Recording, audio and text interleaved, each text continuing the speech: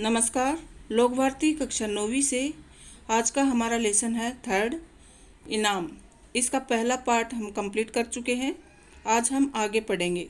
पहले पार्ट में हमने देखा कि जो लेखक हैं अरुण, उनके घर में इनाम के तौर पर एक रेफ्रिजरेटर निकलता है और उस रेफ्रिजरेटर को लेकर जहां उनके परिवार में खुशी छाई रहती है, बच्चे कोई आइसक्रीम जमाता है, पानी की ठंडी बोतल रखते हैं और पास पड़ोस वालों को ठंडा पानी पिलाते हैं। एक तरह से खुशी का माहौल है। वहीं दूसरे लोग, पड़ोसी और मित्रगण को ये बात हजम नहीं होती है कि आखिर इनाम में इनको ही रेफ्रिजरेटर क्यों निकलता है। तो आने वाले लोगों का तांता बंधा रहता है, सब आते हैं लेकिन जली कटी सुनाकर घर वालों का मूड भी खराब करते हैं। बच्चे होते हैं, वे हंस हंस कर अपना रेफ्रिजरेटर सबको दिखाते हैं और खुशियाँ बांटते हैं। कोई पानी पिला रहा है, कोई बोतल भर रहा है, लेकिन सब लोग बच्चों से तिरछा सवाल पूछकर उनसे ये कबूलवाना चाहते हैं कि आपके घर में रेफ्रिजरेटर कैसे आया और आखिर आपको ही कैसे मिला। कोई जला भुना है, कोई सक्की दिमाग वाला है, कोई अंदर ही अंदर इस बात को लेकर कूद रहा है। तो ये सब हमने पहले पार्ट में कंप्लीट कर लिया था। अब आगे देखते हैं कि आगे क्या होता है। शांति बुआ ने शुरुआत की। उनके हाथ में ढका कटोरा था। आवाज़ लगाती चली आई, ओ बहू कहाँ है, ज़रा इधर तो सुन। मतलब पहले दिन तो लोगों की जो भीड़ थी वो जैसे तैसे सब लोग चले गए। दूसरे दिन शांति बुआ आती है और एक कटोरा लेकर आती हैं और अरुण की जो पत्नी होती हैं लेखक महोदय की, उनको आवाज़ लगाती हैं कि बहू आप कहाँ हो। कल के भंबड़ से आज की शांति बड़ी प्यारी लग रही थी, इसलिए हम दोनों का मूड ठीक था। पत्नी ने बड़े स्वागत से उन्हें बिठाया। बैठिए बुआ जी, बैठिए। अजी ज़रा बोतल से पानी भेजना।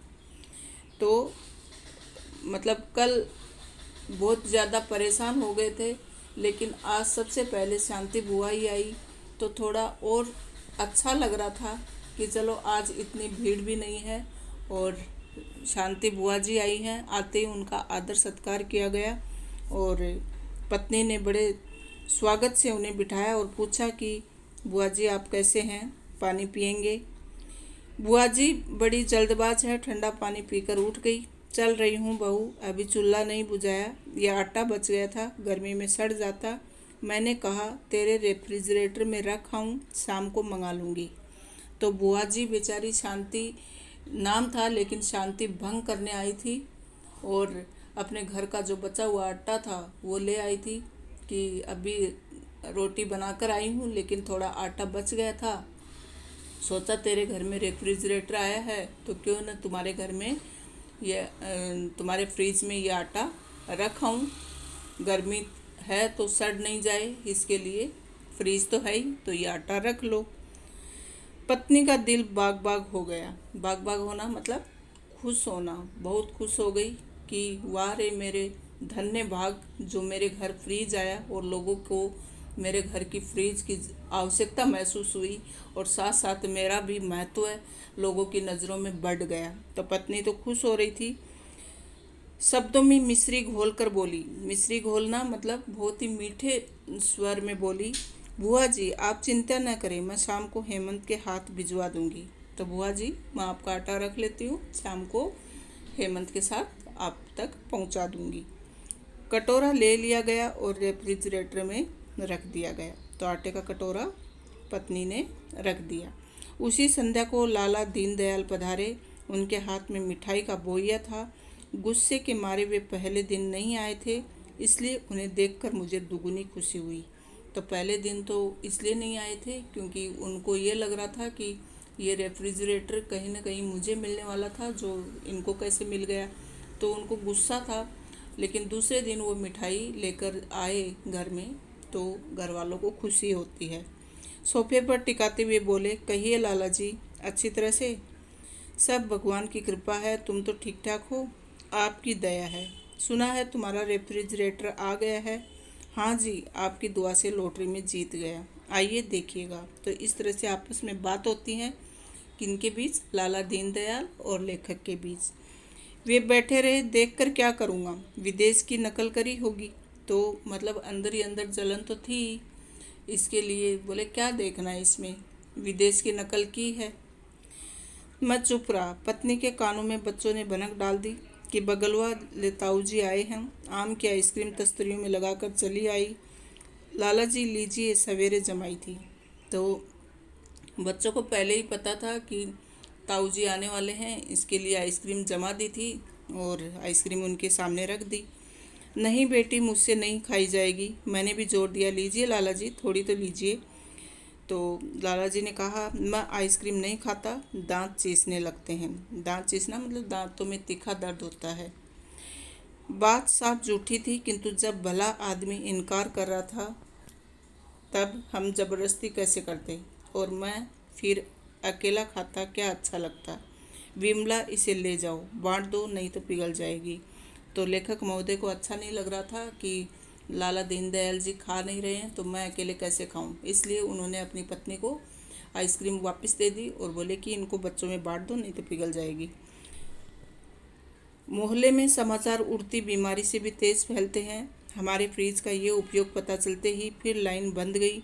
कोई रोटी ला रहा है, कोई पराठे, तरह तरह के साग, नाना प्रकार की मिठाइयाँ। चमनलाल लखनऊ गए तो टोकरा भर करेला ले आए, क्योंकि मेरठ में अभी नहीं मिल रहे थे। बनर्जी कोलकाता से संदेश और खीर महीने भर तक के लिए ले आए। तो सब लोग जैसे ही पता चला कि इनके घर में फ्रीज आया है तो लाइन बंद गई। कोई रोटी ला रहा है, कोई पराठे ला रहा है, कोई सब्जी ला रहा है, कोई मिठाई ला रहा है, कोई टोकरा भर के करेले ले आए। तो इस तरह से खीर वगैरह सब फ्रीज में रखने के लिए ले आए। रेफ्रिजरेटर में हमें अपनी चीज़ों के लिए जगह न के बराबर मिलती थी, इसकी कोई चिंता नहीं। दुख तो इस बात का था कि हमारे घर की प्राइवेसी छिन गई थी, नहाना खाना भी हराम हो गया। कि मतलब अपने घर का कुछ भी काम समय पर नहीं निपटा पाते थे। जैसे ही नहाने जाते कोई ना कोई आ जाता, आवाज़ लगाता, मैं मिठाई लेकर आया हूँ, मेरी मिठाई आपके फ्रीज में रख दो। या फिर कोई आता, मेरी सब्जी अंदर रख दो।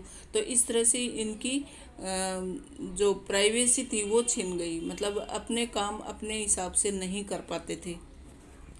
बड़े परेशान, करें तो क्या करें समझ में नहीं आता था। जी करता था किसी को रेफ्रिजरेटर दे दूं और फिर उसकी मुसीबत देखकर ताली पीट पीट कर नाचूं, किंतु उसमें लोगों की अमानत जो पड़ी थी।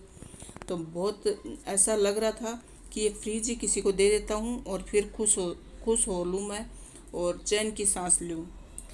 चिंता ने चेतना की चिता सजा दी। उस दिन कैलाश आया। मोहल्ले में रहता था पर मोहल्लेदार से अधिक था। कहने लगा, सिंधी आलू मुझे बड़े अच्छे लगते हैं, सो पत्नी से काफ़ी बनवा लिए हैं, अपने फ्रीज में रख लो, जिस दिन खाने को जी करेगा ले जाया करूँगा। तो देखो लोग किस तरह के होते हैं, अपने स्वार्थ की पूर्ति करने के लिए दूसरों को किस तरह से परेशान करते हैं।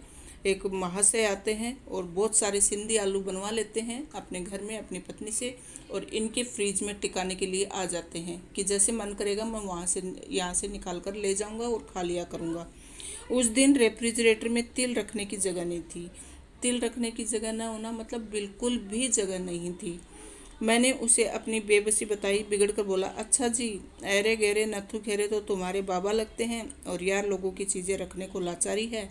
मतलब फ्रीज क्या आया कि साथ साथ रिश्तेदारी, मित्र, दोस्तों से दुश्मनी भी होने लगी। अगर किसी का सामान रखें तो परेशान, नहीं रखें तो परेशान।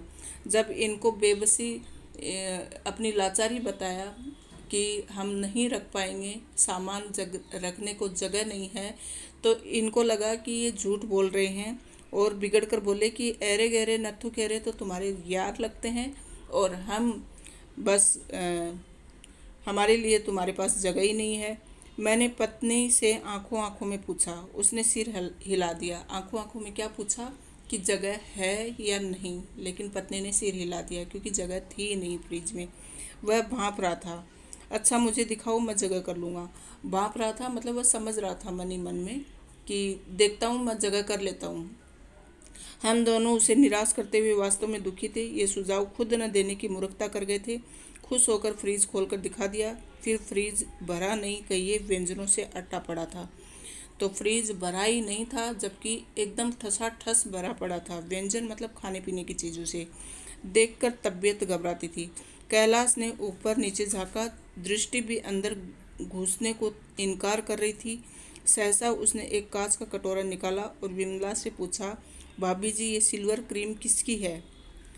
तो बोले अपनी है। तो फिर इन्हें रखने का क्या फ़ायदा, ऐसी चीज़ें तो पेट में पहुंच जानी चाहिए, कहकर उसने दो मुंह में रख ली। बाकी दो बची थी। हेमंत अमिता स्कूल गए थे, उसे जगह करनी थी, इसलिए उन्हें हमने उद्यस्त किया। तो इस महाशय ने क्या किया कि अंदर जो सिल्वर क्रीम रखी थी उसको निकाला और खुद ही गटक गया। तो फिर थोड़ी जगह बना ली। फिर 2-3 दिन में फ्रिज खाली हो गया। उसमें केवल हमारी चीज़ें थी। शांति बुआ अपना पनीर मटर लेने आई। क्या करें बुआ जी, उसमें मच्छर गिर गए थे इसलिए फेंक दिया। तो बुआ जी को ये जवाब दिया कि बुआ जी क्या करें, आपका जो मटर पनीर रखा था उसमें तो मच्छर गिर गए थे, इसलिए हमने फेंक दिया। फिर रामानुज ने मिठाई मांगी तो माफ़ी मांगने लगा। चाचा जी बड़ा शर्मिंदा हूँ, कल 3-4 मित्र आ गए, बाजार जाने का मौका न मिला, आपकी मिठाई से काम चला लिया। फिर मैं आप में और अपने में कोई भेद नहीं मानता। ये शब्द उन्हीं के थे जब वे मिठाई रखने आए थे। तो रामानुज जब मिठाई रखने आया था तो इनको भी इन्होंने जवाब दिया लेखक ने कि आपकी मिठाई फ्रीज में रखी थी और मेरे घर 3-4 मेरे दोस्त आ गए थे, अब मेहमान आ गए थे, तो मार्केट जाने का समय नहीं मिला। फिर आपकी ही मिठाई मुझे उनको देनी पड़ी, इसके लिए मैं शर्मिंदा हूँ, लेकिन आप और मैं तो एक ही हैं, फिर क्या करता। साग लेने चक्रवर्ती आए तो लाचारी दिखाई। भाई तुम्हें तो पता है कल कैसी धुआंधार बारिश थी। पत्नी बोली जब घर में साग रखा तब भीगने से क्या फ़ायदा, जैसा उन्होंने खाया वैसा हमने। तो इस तरह से सबको जवाब देते गए और वो लोग कुछ बोल भी नहीं पाए। रमा पराठे को पूछ रही थी, विमला ने उत्तर दे दिया। सवेरे ही सवेरे एक साधु आ गए। बड़े पहुँचे हुए साधु थे, खाली हाथ कैसे जाने देती। घर में कुछ तैयार नहीं था, तुम्हारे पराठे दे दिए। रमा ने शंका उपस्थित की, किंतु तुम तो साधु संतों में विश्वास नहीं करती। तो रमा को लगा कि साधु संतों को तो ये घुसने ही नहीं देती घर में, फिर आज कैसे पराठे दे दिए।